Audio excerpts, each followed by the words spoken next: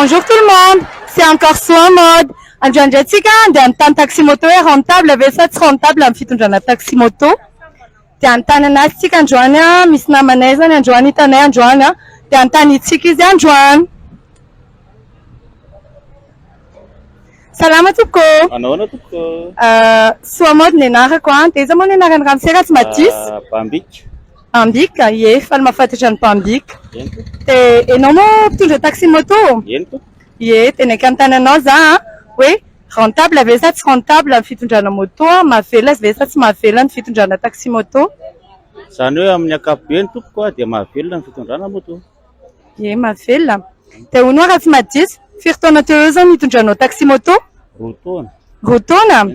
Ie. Dia firy taona moa monsieur raha tsy madisy? 40. 40, ie. Dia inona zany mba afatrao ho an'ny mpitondra taximoto rehetrarehetra eto Madagasikara?